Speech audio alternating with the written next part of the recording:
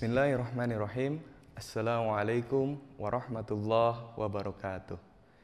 Bismillah, alhamdulillah, wassalatu wassalamu ala rasulillah Sayyidina Muhammad ibn Abdillah wa ala alihi wa sahbihi wa man walah. Amma ba'du. Anak-anakku, siswa-siswi kelas 7 Madrasah Sanawiyah Al-Ahliyah peserta Matsama, pada kesempatan yang baik ini Bapak akan menyampaikan materi tentang moderasi beragama. Dan akan kita fokuskan pada pembahasan ini mengenai kesetaraan dan juga anti diskriminasi. Baiklah anak-anakku peserta Matsama, mari kita mulai pembahasan ini dan mohon untuk ditonton dari awal sampai akhir video ini. Baiklah anak-anakku, sebelum kita memperdalam lagi mengenai moderasi beragama, alangkah lebih baiknya kita mengetahui pengertian dari moderasi beragama. Moderasi beragama berasal dari dua kata, yaitu moderasi dan beragama.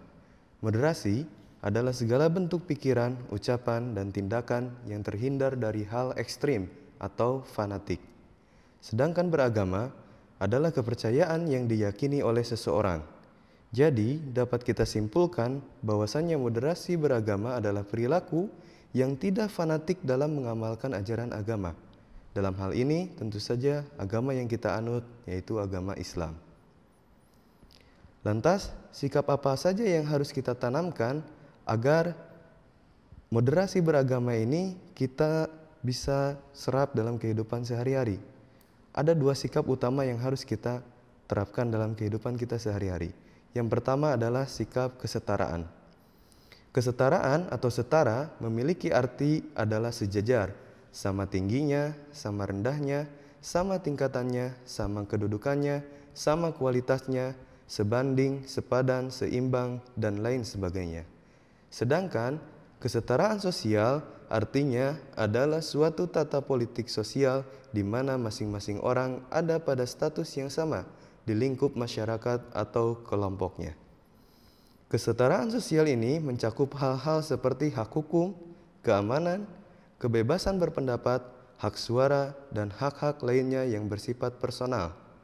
Sebagai peserta didik yang baik, menganggap remeh ciptaan Tuhan sama halnya mempermalukan diri kita sendiri. Sikap meremehkan muncul karena kita menganggap diri sendiri unggul dari orang lain, berbeda level dan tidak setara. Sikap yang seperti ini membuat kita jauh dari pergaulan teman sebaya dan mudah untuk mencela orang lain. Sikap yang merugikan diri sendiri tentunya. Contoh dalam kehidupan di sekolah adalah adanya perbedaan antara si kaya dan si miskin. Dalam lingkup sekolah, semua peserta didik mempunyai hak yang sama dalam memperoleh pembelajaran. Guru tidak diperbolehkan pilih kasih kepada peserta didiknya. Semua peserta didik sama dan setara. Tuhan pun memandang makhluknya sama dan dia bersikap adil. Tidak pandang bulu, yang membedakan hanya ketakwaan. Manusia tidak boleh memandang rendah manusia yang lain. Sikap yang kedua yang harus kita tanamkan dalam kehidupan sehari-hari adalah anti diskriminasi. Indonesia memiliki perbedaan suku bangsa, etnis, agama, bahasa, kesenian, dan kedaerahan yang dianggap sebagai karakteristik bangsa. Masyarakat Indonesia bersifat majemuk dan manusia pada hakikatnya adalah sama dan sederajat. Keberagaman yang dimiliki oleh bangsa Indonesia tidak terlepas dari faktor penyebabnya, yaitu Indonesia adalah negara yang tergabung dari beberapa gugusan pulau, di mana setiap pulau mempunyai kekhasan dalam berbagai aspek, misalnya dalam budaya, bahasa, dan suku. Dalam istilah populer, lebih dikenal dengan multikulturalisme. Maka, sebetulnya, langkah pemerintah memindahkan ibu kota ke Pulau Kalimantan patut diacungi jempol. Sebuah langkah yang menegaskan bahwa Indonesia adalah dari Sabang sampai Merauke. Hal ini untuk menghapus kesan bahwa Indonesia hanyalah Pulau Jawa. Demikian juga dengan infrastruktur. Pemerataan bangunan infrastruktur di setiap pulau di Indonesia membuat ekonomi makin bergeliat. lancarnya distribusi logistik berdampak pada efisiensi waktu, juga untuk mengurai kemacetan yang terjadi di beberapa titik saat libur nasional misalnya. Dalam lingkup kecil, bisa kita lihat di sekolah, tempat kita mencari ilmu. Sikap anti-diskriminasi bisa dalam kegiatan pemilihan ketua kelas. Awalnya, ketua kelas identik dengan laki-laki, tapi dalam kenyataannya dan perkembangannya, perempuan bisa mengambil alih tongkat kepemimpinan tersebut. Hal ini menunjukkan bahwa tidak ada diskriminasi dalam pemilihan ketua kelas karena perbedaan kelamin. Begitupun pada pemilihan ketua OSIS. Semua peserta didik bisa mengajukan dirinya untuk maju sebagai calon ketua OSIS selama dia cakap dan terampil dalam memimpin. Anak-anakku, dua sikap inilah yang harus kita tanamkan dalam kehidupan sehari-hari agar kehidupan beragama kita bisa terjaga dari hal-hal yang dianggap ekstrim dan fanatik. Demikian pembahasan mengenai moderasi beragama ini. Mudah-mudahan kita bisa mengambil manfaat dari pembahasan ini. Wallahu muwaffiq ila aqwamit thoriq. Wassalamualaikum warahmatullahi wabarakatuh.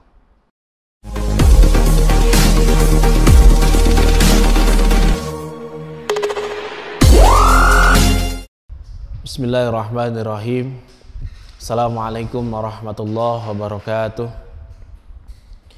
Bismillah, alhamdulillah, wassalatu wassalamu ala rasulillah Sayyidina Muhammad ibn Abdillah wa ala alihi wa sahbihi wa man tabi'a sunnah wal jamaah min yaumina hadha ila yaumin nahdah. Allahumma faqihna fid din wa alimna at-ta'wil. Amma ba'du. Siswa-siswi peserta didik baru Madrasah Aliyah Al-Aliyah dimanapun kalian berada, yang Bapak cintai dan banggakan, yang sedang mengikuti kegiatan masa ta'aruf siswa madrasah di Madrasah Aliyah Al-Aliyah tahun 2020. Pada kesempatan kali ini Bapak akan menyampaikan materi tentang moderasi dalam beragama dan bernegara. Yang akan difokuskan yaitu mengenai ukhuwah atau persaudaraan. Dalam video ini Bapak akan menyampaikan apa itu ukhuwah, macam-macam ukhuwah. Nanti dalam video ini akan disampaikan juga contoh tayangan slide, gambar atau video. Untuk itu para peserta didik, siswa-siswi baru, tolong disimak sampai selesai video ini. Baik, anak-anakku, siswa-siswi baru Madrasah Aliyah Al-Aliyah yang sedang mengikuti kegiatan Matsama tahun 2020. Ukhuwah itu adalah persaudaraan. Ada 3 jenis ukhuwah yang perlu kita ketahui bersama, oleh para peserta didik, bahwa ukhuwah itu ada 3. Yang pertama adalah ukhuwah Islamiyah. Ukhuwah Islamiyah ini artinya persaudaraan sesama muslim. Yang kedua adalah ukhuwah Watoniyah. Ukhuwah Watoniyah ini artinya persaudaraan sesama bangsa, sebangsa setanah air, warga negara Indonesia, namanya ukhuwah Watoniyah. Dan yang ketiga adalah ukhuwah Basyariyah atau ukhuwah Insaniyah, artinya persaudaraan sesama manusia. Perlu diketahui bahwa 3 jenis ukhuwah ini merupakan rumusan dari salah satu ulama besar kita di Indonesia, dari kalangan Nahdlatul Ulama. Beliau adalah almarhum Al-Maghfurlah Kiai Haji Ahmad Siddiq, mantan Rais Am Suriah Nahdlatul Ulama ketika itu. Baik anak-anakku, kita bahas satu persatu. Yang pertama adalah ukhuwah Islamiyah. Di dalam Al-Quran dijelaskan bahwa innamal mu'minuna ikhwah, sesama mukmin itu adalah saudara. Juga dijelaskan di dalam hadis Nabi, al-mu'minu lil mu'mini kal bunyani yashuddu ba'duhu ba'du. Mukmin dengan mukmin yang lainnya bagaikan bangunan yang saling menguatkan satu dengan yang lainnya. Begitulah pesan Nabi Muhammad SAW, jelas bahwa sebagai seorang muslim yang beriman, kita adalah saudara. Hanya saja kadang banyak sekali alasan untuk kita tidak melakukannya. Karena bisa jadi karena berbeda madhab, berbeda pandangan, dan yang lain sebagainya. Nah, kita harus menyadari bahwa perbedaan-perbedaan tersebut di kalangan umat Islam itu adalah sebuah kekayaan dan keragaman hasil ijtihad para ulama. Nah, dalam hal ini mencari persamaan adalah kunci. Nah, selain itu menebarkan kedamaian juga penting dilakukan. Tidak hanya di dalam kehidupan nyata, tapi di media sosial. Juga kita tebarkan Islam yang ramah, bukan marah. Berislam dengan senyuman kiranya penting untuk terus digaungkan, baik dalam kehidupan nyata maupun kehidupan di media sosial. Cara berislam kita harus menyenangkan dan menyejukkan, bukan berislam dengan penuh prasangka dan cacian. Dengan begitu maka perdamaian sesama umat Islam akan terjaga. Baik anak-anakku, yang kedua adalah ukhuwah wataniyah. Apa itu ukhuwah wataniyah? Nah, asal kata dari kata watan, kita mendengar ada istilah hubbul watan minal iman. Cinta tanah air bagian daripada iman. Watan itu adalah tanah air. Jadi ukhuwah wataniyah itu adalah persaudaraan sesama sebangsa setanah air atau sesama warga negara. Kita tahu bahwa Negara Kesatuan Republik Indonesia atau NKRI merdeka berkat perjuangan para pendahulu kita. Meskipun berbeda suku, agama, ras, dan adat, mereka bersatu berjuang mengusir penjajah. Dalam hal ini bukan hanya umat Islam saja yang berjuang, atau bukan hanya orang Jawa saja yang bertempur, tetapi semua warga Indonesia bersama-sama melakukan perlawanan mengusir penjajah.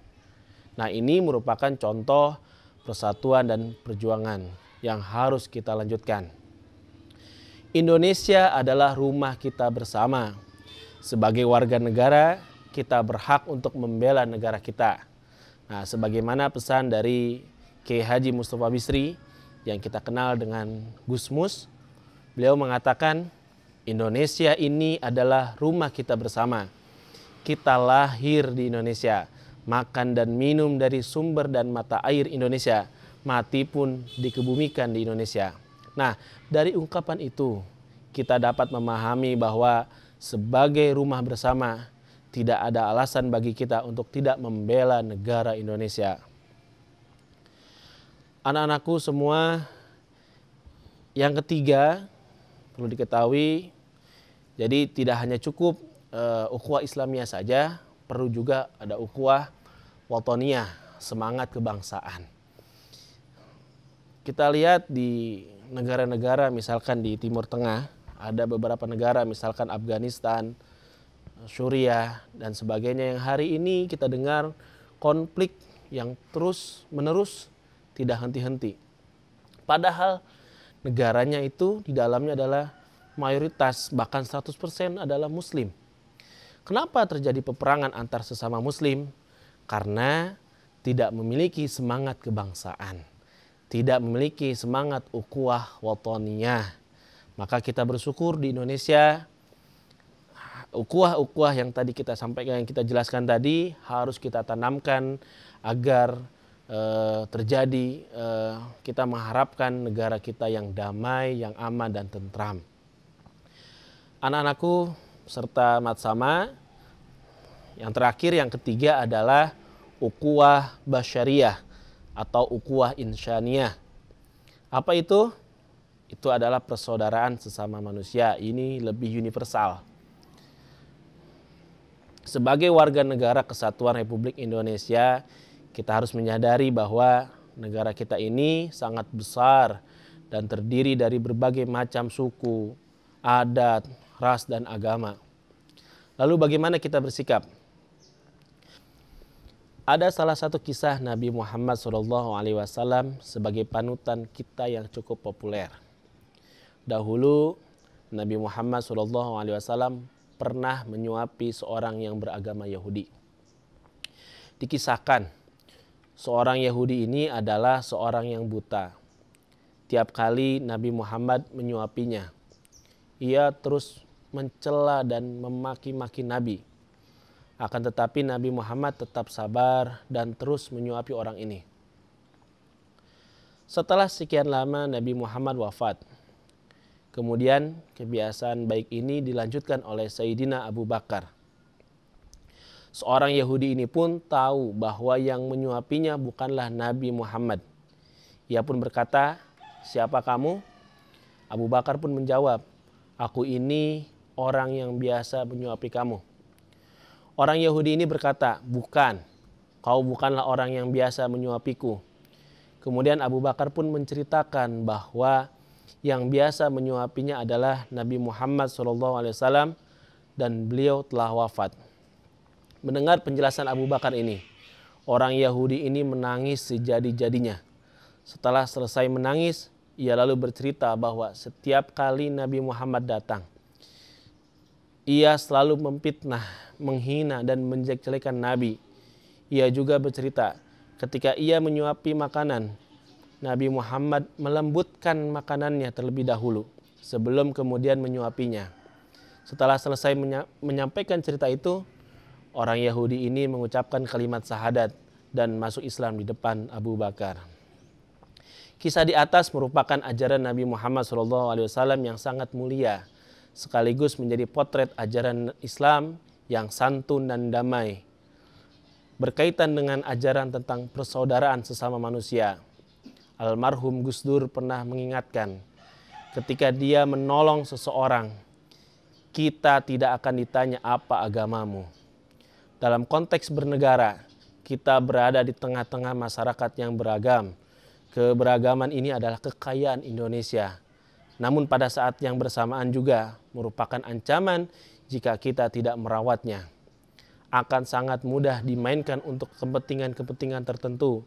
Oleh karena itu, sangat perlu kita mengingat kembali ajaran Nabi di atas. Ajaran yang beliau sampaikan kepada kita.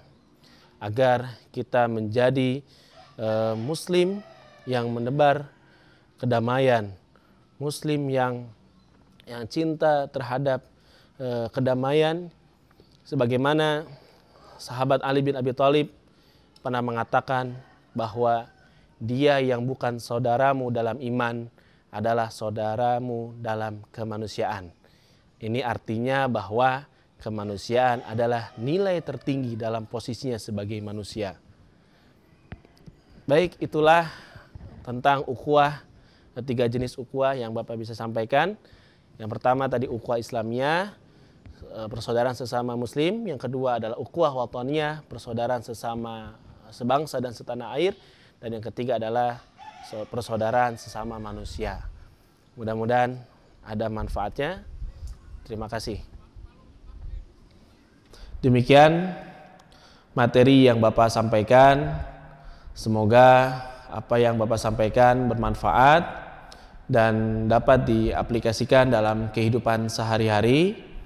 Kita berdoa semoga pandemi ini segera berakhir, keadaan normal kembali sehingga kita dapat belajar secara tatap muka langsung.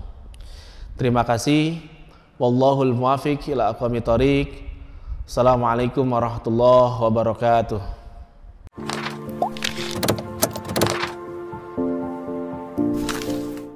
Assalamualaikum warahmatullahi wabarakatuh. Alhamdulillah, sholatan wassalaman ala rasulillah wa ala alihi wa sahbihi wa mawala. Yang terhormat Bapak dan Ibu Dewan Guru Madrasah Sanawiyah Al-Aliyah, yang terhormat para siswa-siswi Madrasah Tsanawiyah, siswa baru tahun pelajaran 2020-2021 yang berada di rumah. Syukur alhamdulillah beberapa hari kalian telah sama-sama memantau kegiatan Matsama di sekolah ini.